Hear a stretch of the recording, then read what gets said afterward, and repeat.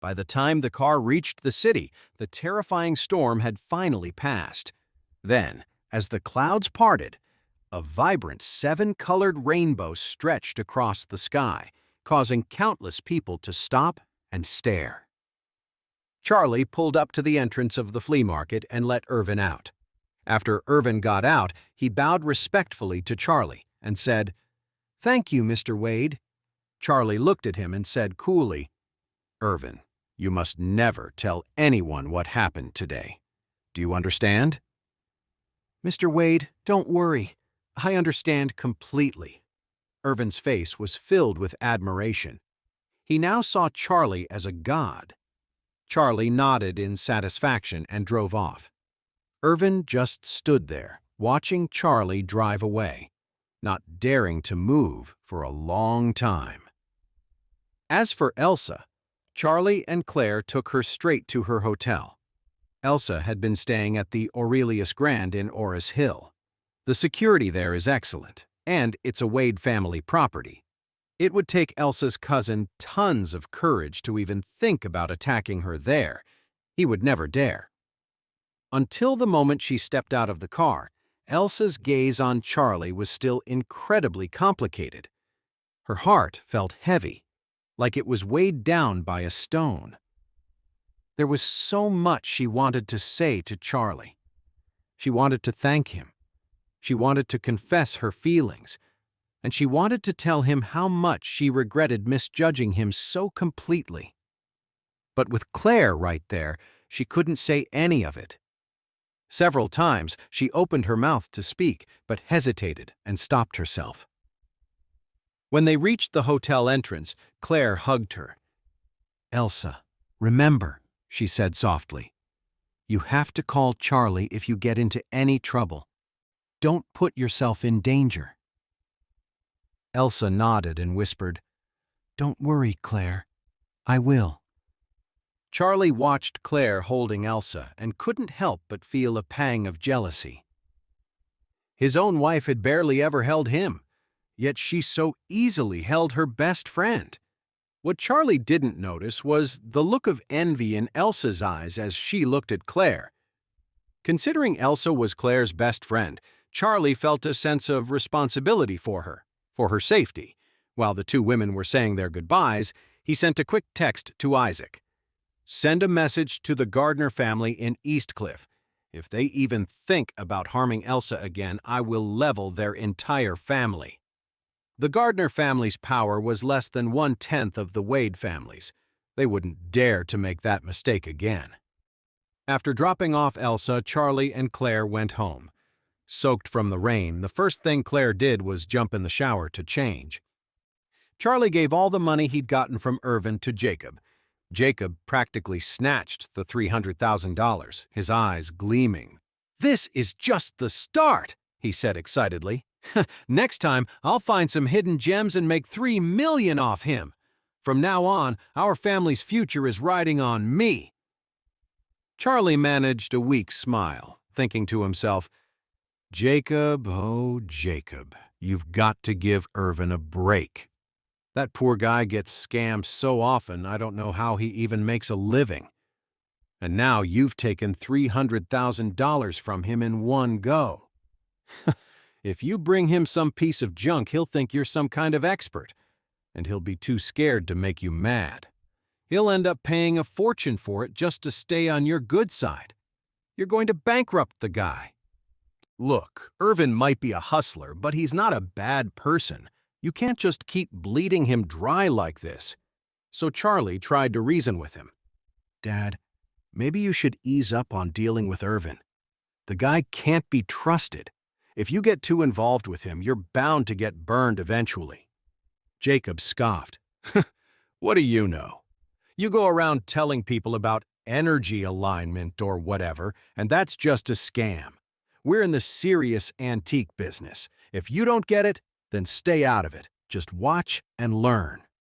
Seeing Jacob so committed to this dead-end path, Charlie could only shake his head and head back to the bedroom. When he walked in, Clare had already showered and changed into a lavender silk slip. Her shoulders were smooth and pale, her arms delicate. and much of her beautiful back was exposed. Charlie felt his throat go dry as his eyes locked onto her. The nightgown, sheer and delicate, perfectly outlined the graceful curves of her body as she lay on her side. The hem rested high on her thighs, her legs drawn close together, her feet perfect. Claire's face flushed under his intense gaze. "What are you staring at?" she mumbled. "It's not like you haven't seen me before. What's so great to look at?" Charlie smiled. "Honey, you're so beautiful I could look at you forever." Claire rolled her eyes, but a new light flashed in them. Charlie's performance today had genuinely surprised her. She used to think he just knew about energy alignment and a little martial arts, but she never expected him to be so incredible. To save her best friend's life at such a critical moment, that was something else entirely. She couldn't help but ask, "Charlie, tell me, how are you so powerful? Even Oliver Vincent were no match for you." Charlie grinned. "That's a secret. Unless you give me a kiss, I'm not telling." Claire gasped, her face turning bright red.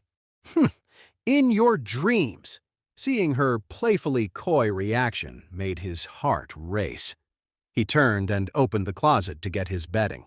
But when he opened the doors, he was stunned. The closet was empty. The bedding he usually used to sleep on the floor was gone. "Honey, where's my stuff?" Charlie turned and asked. Claire composed herself and said, "Oh, I took it to be washed." Charlie was speechless for a moment. Even his place to sleep was gone. "Well, I can't sleep on the hard floor," he said helplessly. "I guess I'll go to the sofa." "You're so clueless," Claire said, pouting playfully.